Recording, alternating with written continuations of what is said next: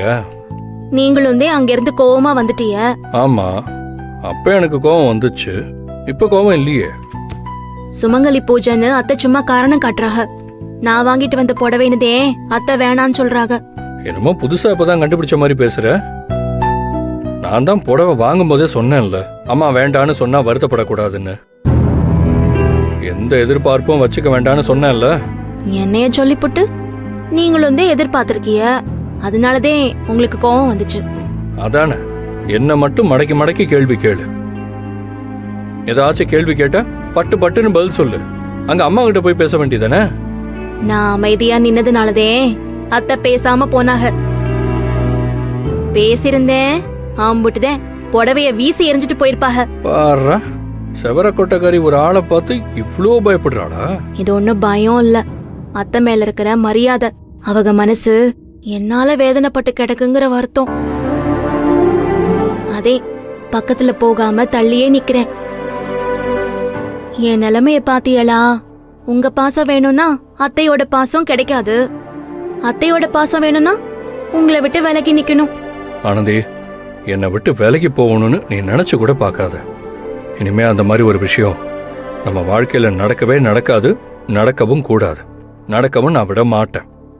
அப்ப கடைசி வரைக்கும் அத்தையோட பாசம் எனக்கு கிடைக்காதுல்ல? ஏய், நீ ஏன் அப்படி நினைக்கிற? அம்மா கொஞ்சம் குழப்பத்துல இருக்காங்க. அவங்க உன்னை ஏத்துக்கிற காலம் சீக்கிரமா வரும். எனக்கு பிடிச்ச பொண்டாட்டியா, எங்க அம்மாவுக்கு பிடிச்ச மருமகளா, யாழினிக்கு பிடிச்ச அண்ணியா நீ இந்த வீட்டுல சிரிச்சு சந்தோஷமா வாழத்தான் போற. யாருக்கு தெரியும், நாளைக்கு மாமியாரும் மருமகளும் ஒண்ணு சேர்ந்துக்கிட்டு என்னையே கண்டுக்காம விட்டாலும் ஆச்சரியப்படுறதுக்கு இல்ல. இப்படியே சிரிச்ச முகத்தோட நாளைக்கு சுமங்கலி பூஜைக்கு பண்ண வேண்டிய ஏற்பாடெல்லாம் பண்ண. முதல்ல அக்கம் பக்கத்துல இருக்கிறவங்களை கூப்பிடணுமே. எனக்கு யாரையுமே தெரியாது, எப்படி போய் கூப்பிடுறது? ஏய், இதுல என்ன இருக்கு? நேரா போ. நான் தான் அன்போட பொண்டாட்டி ஆனந்தி, லலிதாமோட மருமக. நாளைக்கு எங்க வீட்டுல சுமங்கலி பூஜை, நீங்க கண்டிப்பா வந்து ஆசீர்வாதம் பண்ணணும்னு சொல்லி கூப்பிடு. யாரு? நானு? ஆமா, நீதான். எப்படி? வீடு வீடா போய்?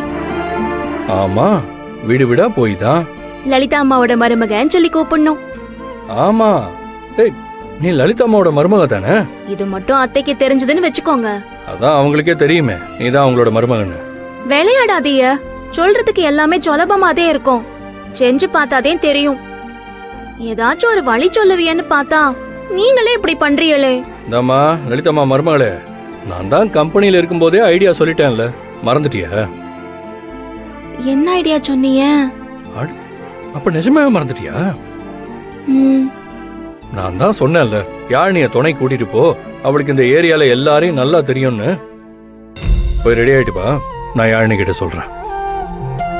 2 பேரும் போய் அக்கம் பக்கத்துல எல்லாரையும் கூட்டிட்டு வாங்க, சரியா? சரி.